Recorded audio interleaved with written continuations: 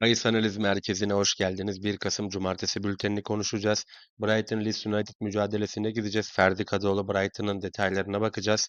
Burnley Arsenal, Arsenal Burnley deplasmanında neler yapacak? Bunun detayına bakacağız.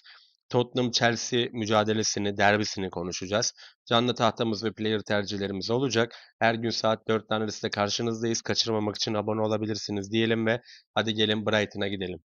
Öncelikle bir genel verileri konuşalım. Brighton şu anda 10. sırada 8 maçta 3 galibiyet, 3 beraberlik, 2 mağlubiyetleri var. 12 gol atarken kalelerinde 11 gol gördüler. 12 puanları var. Leeds United cephesine baktığımızda ise 9 maçta 3 galibiyet, 2 beraberlik, 4 mağlubiyetleri var. 9 gol atarken kalelerinde 14 gol gördüler. 11 puanları var. Brighton cephesini incelediğimizde öncelikle bir oyunu değerlendirelim. Fabian Hurzeler'in öğrencileri özellikle geçiş oyununu çok iyi oynayabilen bir takım. O yüzden zaten büyük takımlara bela olabiliyorlar. Çünkü topu rakibe verdikten sonrasında kazandıkları toplarla öndeki hücum hattı yani üçüncü bölgedeki hızlı oyuncularıyla sonuca gitmeyi başarabiliyorlar. Bunu nerelerde gördük? Chelsea deplasmanına 3-1 ile geçti Brighton. İçeride City'yi 2-1 ile geçmeyi başardı. Tottenham'la 2-2 berabere kaldı. Newcastle'da 2-1 ile geçmeyi başardı. Aslında yani kalbur üstü takımların tamamına bela olabilen bir Brighton var. Şimdi Leeds ne oynayacak? Yani Brighton topu Leeds'e verip Leeds set oyunu oynayıp Brighton'a geçiş ihtimali verir mi? Bence vermez. Çünkü Leeds de bir geçiş takımı. Daniel Farke'nin öğrencileri. Ben bu yıl daha iyi bir Leeds bekliyordum ama kötü gidiyorlar. Son maçta sadece West Ham'ı 2-1 ile geçtikten sonrasında biraz moral buldular diyebiliriz. Büyük takımlarla yaptıkları maçlarda Arsenal'dan 5 yediler. Tottenham'a 2-1 mağlup oldular. Ve aslında kendi klasmanındaki takımlara da kaybettiler. Örneğin Burnley'e kaybetti, Fulham'a kaybetti. Yani o yüzden biraz daha tatsız tuzsuz bir Leeds var diyebiliriz. Benim bu maçtaki ana tercihim karşılıklı gol var yönünde olacak. Çünkü Brighton atmayı da yemeyi de seven bir takım. İki tarafında geçişten gol atacağını düşünüyorum. Yani orta sahada kapılan toplarla, hızlı hücumlarla bu maçta goller gelebilir. Ana tercihimiz burada karşılıklı gol var yönünde olacak. Gelin şimdi Burnley Arsenal mücadelesini inceleyelim. Bakalım bu yıl Arsenal Arteta ile şampiyonluğu başarabilecek mi? Her yıl böyle ucundan döndüler. Hatta loser Arsenal lakabını aldılar ama bu yıl ayaklara daha yere basan bir Arsenal olduğunu görüyoruz. Detayları inceleyelim. Arsenal şu anda 8 maçta 6 galibiyet, bir beraberlik, bir mağlubiyetli lider durumda. 15 gol atarken kalesinde yalnızca 8 maçta 3 gol gördü. 19 puanı var. Burnley cephesine baktığımızda ise Burnley şu anda ligde 17. sırada. 8 maçta 2 galibiyet, bir beraberlik, 5 mağlubiyet aldılar. 9 gol atarken kalelerinde 15 gol gören bir Burnley var. Önce bir Burnley cephesine bakalım, oyun planını konuşalım. Şimdi Scott Parker'ın öğrencileri özellikle büyük takımlara karşı ölümüne kapanmaya çalışan bir takım. Yani bunu Liverpool örneğinde gördük. City maçı 5-1 bitti ama City'de erken dağılan bir Burnley vardı. Yani özellikle City'nin hızlı başlangıcına cevap veremedikten sonra biraz iş koptu gitti gibi düşünebiliriz. Dakika 12'de kendi kalelerine attıkları bir gol var çünkü. Burada da onu deneyecekler aslında Arsenal'e karşı. Yani oyunu mümkün olduğunca soğuklaştırıp en azından kalesinde en uzun dakika boyunca yani sonlara kadar oyunu taşımak isteyecekler. Liverpool'da bunu yaptılar 90'da Salah'ın penaltısıyla ki gereksiz bir penaltıyla aslında 1-0 mağlup olmuşlardı. Arsenal cephesine baktığımızda ise işler çok iyi gidiyor. 3 maçlık bir galibiyet serisi var burada. Newcastle'ı 2-1, West Ham'ı 2-0, Fulham'ı da 1-0'la geçmeyi başardı. Yani Arsenal'ın işleri iyi gidiyor diyebiliriz.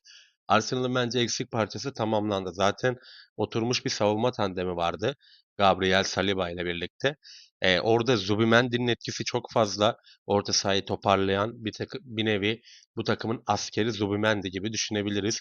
Declan Rice çok teknik. Saka döndü. Saka formda. Martinelli çok formda. Şampiyonlar Ligi'nde de moral katacak sonuçlar alıyor Arsenal. Son maçta Atletico Madrid'i 4-0'la geçmeyi başardılar.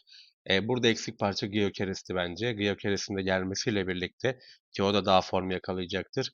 Burada bir pivot forvet eksikliği de giderildi. Ben bu maçta Arsenal'ın kazanacağını düşünüyorum. Burnley'nin de kapanma isteğine karşın oran yükseltmek isteyenler 2 ve 3.5 altı değerlendirebilir. Yani burada Arsenal'ın 2-0 3-0'ı makul geliyor. Ama ana tercihim benim maç sonucu Arsenal yönünde olacak. Hadi gelin son maçımıza geçelim ve son maçımızda da Tottenham Chelsea mücadelesini konuşalım. Gelelim Londra derbisine. Tottenham Chelsea'yi ağırlayacak. Öncelikle iki takımın da mevcut durumlarına bir göz atalım. Baktığımız zaman şu anda Tottenham Lig'de 7. sırada, 8 maçta 4 galibiyet, 2 beraberlik, 2 mağlubiyetleri var. 14 gol atarken kalelerinde 7 gol gördüler. Chelsea hemen onun altında, 9 maçta 4 galibiyet, 2 beraberlik, 3 mağlubiyetleri var. Onlar da 17 gol atarken kalelerinde 11 gol gördü. Bir Tottenham'ı yakından inceleyelim öncelikle. Angeles Postecoglou takımdan ayrıldıktan sonrasında onun o disipliner sert tavrını Thomas Frank'in beyefendiliği aldı diyebiliriz. Oyuncularla iletişimi oldukça iyi, keyifler yerinde. Biraz daha aslında moral kattı diyebiliriz. Baktığımız zaman Richarlison ve Brandon Johnson formda oyuncuları. Ek olarak Xavi Simons'un etkisi var oyuna. Muhammed Kudüs de asistleriyle öne çıkıyor diyebiliriz. Chelsea cephesine baktığımızda ise Chelsea'de şu anda aslında iyi bir gidişat vardı. Liverpool'u içeride 2-1 yendikten sonrasında Forest deplasmanından 3-0'la çıktılar. Ama son maçta Sunderland'e kendi sahalarında 2-1 mağlup oldular. Şampiyonlar Ligi'ne baktığımızda ise Bayern Münih mağlubiyetiyle başlamıştı Chelsea. Sonrasında içeride sırasıyla Benfica'yı 1-0, Ajax'ı da 5-1 ile geçtiler. Şimdi iki tane golcü takımdan bahsediyoruz baktığımızda. Bu genel hatlarıyla özellikle Londra derbileri de genelde gole yatkın derbilerdir. Yani son maçta Chelsea 1-0 yenmiş Tottenham. Ondan öncesi de 4-3'lük bir Chelsea galibiyeti var. Ben burada iki takımın da bir çıkış istediği için özellikle Chelsea Sunderland'in yarasını sarmak, Tottenham'da biraz daha artık ayakları yere basan bir takım olmak için burada açık oynayacaklarını düşünüyorum. Benim buradaki ana tercihim maç boyunca 2.5 üstü olacak.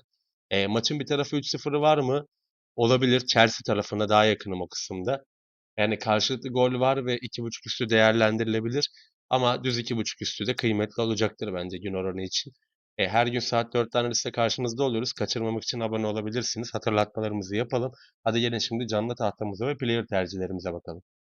Canlı tahtamızda Galatasaray Trabzon'da golleri takip edeceğiz. Trabzon'un da bu maçta gol atacağını düşünüyorum ben. Liverpool Aston Villa'da Liverpool galibiyetini kovalayacağız. Liverpool kötü gidişatı var. Premier Lig'deki son 4 maçta puan kaybı yaşadı. Liverpool'u takip edeceğiz. Real Madrid Valencia'da da Real Madrid'in gollerine gideceğiz. Burada Real Madrid'in 2 gol atacağını düşünüyorum ama canlıdan değerlendirmek daha mantıklı geliyor. Player tercihlerine baktığımızda ise Mbappe'nin ve Gyökeres'in, yani Real Madrid Valencia maçında Mbappe'nin, Burnley Arsenal'da ise Gyökeres'in gol atacağını düşünüyorum. Her gün saat 4'ten liste karşınızda oluyoruz. Telegram'da canlı tahminlerimizi paylaşmaya başladık. Sizi oraya da bekliyoruz. Kaçırmamak için bunları YouTube kanalımıza abone olup Telegram'a da gruba gelebilirsiniz diyelim. Yarın saat 4'te buluşana kadar kendinize çok iyi bakın. Hoşça kalın.